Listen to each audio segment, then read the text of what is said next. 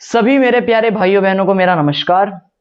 स्वागत है आपका फिर से हमारे आज के इस नए लेक्चर में। और हमारा आज का जो टॉपिक रहने वाला है वो रहने वाला है सक्रियण ऊर्जा।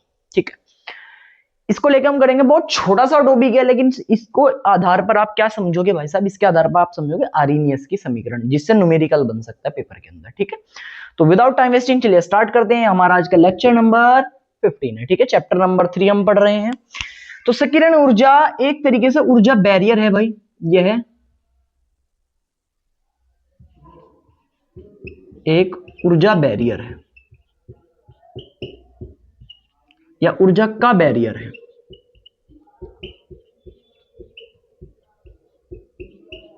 ठीक है, ये मैं बोल रहा हूं आपको। ठीक है, क्यों? क्योंकि भाई साहब ये ना किसी अभिक्रिया को होने से रोकता है। क्या करता है? किसी अभिक्रिया को होने से रोकता है। दूसरा हम इसकी डेफिनेशन सर क्या लिख सकते हैं? यह वह ऊर्जा है, यह है वह न्यूनतम ऊर्जा है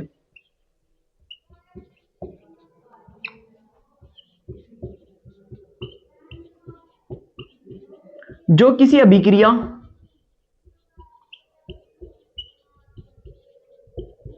के पूर्ण होने के लिए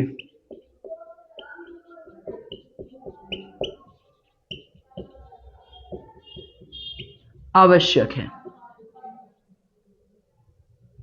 आवश्यक है। ठीक है, इसकी डेफिनेशन आप बोल सकते हो। इस चीज से आपको समझ नहीं आ रहा होगा। अब मैं जो टॉपिक आपको समझा रहा हूं वो देखो जरा ध्यान से। मान लीजिए कि आपके पास इधर मैंने कोई अभिकारक रखा हुआ है और ये बीच में मैंने इधर से कोई आदमी जा रहा। ठीक है भाई, इधर से कोई आदमी जा रहा और ये भाई साहब एक पहाड़ बना हुआ है। ठीक है, और ये इधर से पहाड़ है और इस आदमी को इधर जाना है। इधर कोई हॉस्पिटल है। ठीक है, इस हॉस्पिटल में इस आदमी को जाना है। इधर कोई आदमी खड़ा हुआ है, ये प्यारा सा आदमी खड़ा हुआ है। ठीक है, ये बढ़िया सा आदमी खड़ा हुआ मेरे जैसा। और इसे क्या करना है कि भाई साहब इधर से इधर इस हॉस्पिटल पे जाना है। लेकिन ध्यान से देखो, इस हॉस्पिटल के रास्ते में एक ये बड़ा सा पहाड़ आपको दिख रहा होगा। ये जो बड़ा सा पहाड़ आपको दिख रहा है ना, तो इसे इस हॉस्पिटल पे पहुंचने के लिए क्या करना पड़ेगा? इसकी मजबूरी है, इसकी मजबूरी है कि इसे ये वाला पहाड़ क्रॉस करके जाना पड़ेगा। इसकी मजबूरी, क्योंकि और रास्ता नहीं है। इसी तरीके से मान लीजिए कि भाई साहब ये जो चीज आदमी है ना, ये अभिकारक है। ये क्या है? अभिकारक है, जो किसी रासायनिक अभिक्रिया में भाग ले रहा। अब इसे क्या बनाना है? ये जो हॉस्पिटल है ये उत्पाद है, इसे उत्पाद बनाना है। यानी कि इस अभिक्रिया को, इस अभिकारक को उत्पाद में बदलने के लिए, इस अभिकारक को उत्पाद में बदलने के लिए इस पहाड़ को पार करना पड़ रहा। तो ये पहाड़ जो इसके रास्ते में रुकावट बना हुआ है ना, यही एक प्रकार की ऊर्जा है और इसी ऊर्जा को हम क्या बोलते हैं? सक्रियण ऊर्जा। ठीक है, इसलिए मैंने आपको बोला था कि एक ऊर्जा का बैरियर है। बैरियर मतलब कि ये अभिक्रिया को होने से रोकता है, उस अभिक्रिया के रास्ते में अड़चन है। इस अभिकारक को उत्पाद बनने के लिए इसको पार करना पड़ेगा। तो ये वह न्यूनतम ऊर्जा है, यानी कि इतनी इतनी ऊर्जा जिसके जो किसी अभिक्रिया के होने के लिए आवश्यक है। यानी कि अगर इस ऊर्जा को, अभिकारक की ऊर्जा, ध्यान से सुनो, ये जो अभिकारक है इसकी ऊर्जा इस ऊर्जा से कम है, ये जो सक्रियण ऊर्जा है ना इस ऊर्जा से कम है, तो फिर ये उत्पाद में बदल ही नहीं सकता। कोई बात क्लियर? यानी कि इस आदमी को इस पहाड़ को पार तभी तो कर पाएगा आदमी जब इसके पास ऊर्जा इतनी ज्यादा होगी कि भैया ये पहाड़ों को पार कर पावे। इतनी पावर होगी इसके पास, इतनी शक्तियां होंगी इसके पास कि पहाड़ों को चढ़ के क्रॉस कर पावे, है ना। तो इस पहाड़ से ज्यादा शक्ति इसके पास होगी तभी इस पहाड़ों को पार कर पाएगा। यानी कि इसके अभिकारक के पास जब ऊर्जा सक्रियण ऊर्जा से ज्यादा होगी तभी अभिक्रिया पूर्ण हो पाएगी। वही बात क्लियर? आइए वाली लाइन समझ में कि भैया एक ऊर्जा का बैरियर है। ठीक है ना, इसके साथ साथ बोल सकते हैं यह वह न्यूनतम ऊर्जा है जो किसी अभिक्रिया के पूर्ण होने के लिए आवश्यक है। क्लियर है बात? बहुत बढ़िया सर। ठीक है भाई, अब आगे मैं अगर तो आपको थोड़ा सा बताऊं कि जो मेरे पास किसी अभिक्रिया का वेग होगा वो इनवर्सली प्रोपोर्शनल होता है किसके? सक्रियण ऊर्जा के। सक्रियण ऊर्जा को हम E से प्रदर्शित करते हैं भाई, सक्रियण ऊर्जा। इसे हम किससे प्रदर्शित करते हैं? E से। ठीक है, ये ध्यान रखना आप, E से। तो ये इसका प्यारा सा आप समझ सकते हो, एक तरीके से फॉर्मूला हम कह सकते हैं जो वेग में और सक्रियण ऊर्जा के बीच में क्या बताता है? संबंध। यानी कि किसी अभिक्रिया का जो वेग है वो किस पर निर्भर करता है? सक्रियण ऊर्जा पर निर्भर करता है भाई। किस पर निर्भर करता है? सक्रियण ऊर्जा पर निर्भर करता है। यानी कि अगर किसी अभिक्रिया की सक्रियण ऊर्जा ज्यादा है, सक्रियण ऊर्जा ज्यादा है, तो उस अभिक्रिया का वेग क्या हो जाएगा? कम हो जाएगा। ठीक है, तो अगर किसी अभिक्रिया की सक्रियण ऊर्जा कम है तो फिर क्या हो जाएगा? वेग ज्यादा हो जाएगा। तो यानी कि अगर यहां से मैं लिखूं कि भाई साहब वेग ज्यादा तो मतलब सक्रियण ऊर्जा कम। सही बात है। और दूसरा पॉइंट अगर मैं लिखता हूं यहां से, ये पहला पॉइंट, ये दूसरा पॉइंट, कि सर अगर वेग कम है तो डेफिनेटली इसकी बात होगी कि जो सक्रियण ऊर्जा है वो उसकी ज्यादा होगी। कोई बात क्लियर? आई बात समझ में? बहुत बढ़िया। अभी जो आदमी था वो जो आदमी था भाई साहब, जिसे पहाड़ क्रॉस करना था, ये जो पहाड़ बना हुआ था, ये पहाड़ क्रॉस करना था इधर जाने के लिए हॉस्पिटल में, क्या इसके पास कोई शॉर्टकट तरीका है सर कि हम एकदम बहुत जल्दी से यहां से यहां तक पहुंचा दें? बिल्कुल पहुंचा सकते हैं। हम इसे इस पहाड़ के बराबर साइड से एरोप्लेन में बैठाकर, है ना, हवाई जहाज में बैठाकर लेके जा सकते हैं, हेलीकॉप्टर में लेके जा सकते हैं। तो यहां से इसको हम, एक छोटा सा तरीका है, उसमें खर्चा थोड़ा ज्यादा होता है, लेकिन इसे हेलीकॉप्टर में बिठाकर हम फटाफट बहुत जल्दी इधर लेके चले जाएंगे। पॉइंट समझो मेरा क्या है? अगर मैं इस बंदे को यहाँ पे हेलीकॉप्टर में बैठा दूं तो ये फटाफट इसे क्रॉस करके यहां चला जाएगा, पहाड़ों को पार करके एकदम यहां पहुंच जाएगा। सही बात है। इसी तरीके से होता है रासायनिक अभिक्रिया के अंदर। रासायनिक अभिक्रिया में उस अभिकारक को उत्पाद में जल्दी बदलने के लिए एक चीज होती है, एक हेलीकॉप्टर होता है, एक जहाज होता है, जिसका नाम हमारे पास होता है उत्प्रेरक। जिसका नाम क्या होता है? उत्प्रेरक। अब इसी से रिलेटेड है टॉपिक भी, उत्प्रेरक भी, और ये उत्प्रेरक होते ही फिर हमारा ये टॉपिक खत्म हो जाएगा। ठीक है। सक्रियण ऊर्जा तो मैंने आपको बता दिया क्या चीज है। वेग किस तरीके से सक्रियण ऊर्जा पर निर्भर करता है, ये इसके व्युत्क्रमानुपाती होता है। सक्रियण ऊर्जा क्या होती है ये भी मैं आपको बता चुका हूं।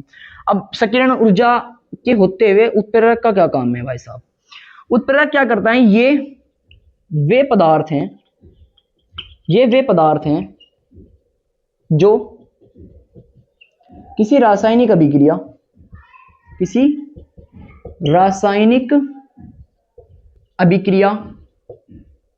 को तीव्र गति से संपन्न कराते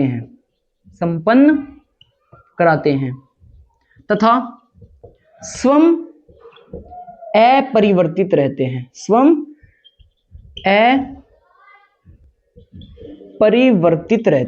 अपरिवर्तित रहते हैं। बहुत बढ़िया सर, इतनी सी चीज है। तो उत्प्रेरक एक तरीके से केमिकल ही है, एक तरीके से वे पदार्थ हैं। ये क्या, कौन से पदार्थ हैं? जो किसी रासायनिक अभिक्रिया को तीव्र गति से, यानी कि बहुत स्पीड से पूरी कराते हैं, लेकिन ये खास बात है, स्वयं अपरिवर्तित रहते हैं, यानी कि जैसे पहले थे ये अभिक्रिया शुरू होने के पहले, वैसे ही अभिक्रिया पूर्ण होने के बाद भी रहेंगे। ये अपरिवर्तित रहेंगे भाई साहब, इन पे कोई प्रभाव नहीं पड़ने वाला। जैसे अगर मैं बात करूं, वो जो आदमी मैंने बताया था जिसे हॉस्पिटल वो पहाड़ पार करके हॉस्पिटल जाना था, तो जहाज का क्या काम था? उस आदमी को बिठाएगा, बिठाने के बाद कहां पे छोड़ देगा? उस हॉस्पिटल में छोड़ देगा और खुद चला जाएगा। जहाज को थोड़ी कुछ बिगड़ा, है ना, पैसे लेगा, उसे अपने पैसे से मतलब है। वही काम यहाँ पे भाई साहब। ये उत्प्रेरक क्या करेगा? इस जो भी अभिक्रिया में ये पार्टिसिपेट कर रहा होगा उसका क्या कर देगा सर? उसका वेग बढ़ा देगा, उसे तीव्र गति से संपन्न कराएगा और स्वयं अपरिवर्तित रहेगा। अगर अभिक्रिया तेज गति से पूरी हो रही है, यानी कि उसका अगर वेग बढ़ रहा है, तो डेफिनेटली क्या बात हो रही है सर? सक्रियण ऊर्जा घट रही है। ये तो मैं आपको बता चुका। अभिक्रिया तीव्र गति से हो रही, तीव्र गति से का मतलब क्या है कि सर वेग बढ़ रहा है, स्पीड तेज हो रही उसकी, है ना, वेग बढ़ रहा, वेलोसिटी बढ़ रही। अगर वेग बढ़ रहा है तो उसका मतलब क्या है सर? सक्रियण ऊर्जा घट रही है। वेग को कौन बढ़ा रहा है सर? उत्प्रेरक। इसका मतलब उत्प्रेरक सक्रियण ऊर्जा को घटा रहा है। सही बात है। अगर उत्प्रेरक सक्रियण ऊर्जा को घटाएगा तभी तो वेग बढ़ेगा। यानी कि एक बात हम और बोल सकते हैं इसके अंदर कि उत्प्रेरक सक्रियण ऊर्जा के मान को घटाता है। यह भी आप यहां पर लिख सकते हो, यह सक्रियण ऊर्जा के मान को घटाता है। अगर आपको दिख रहा हो कैमरे के अंदर, नहीं दिख रहा तो मैं बोल भी रहा हूं, यह सक्रियण ऊर्जा के मान को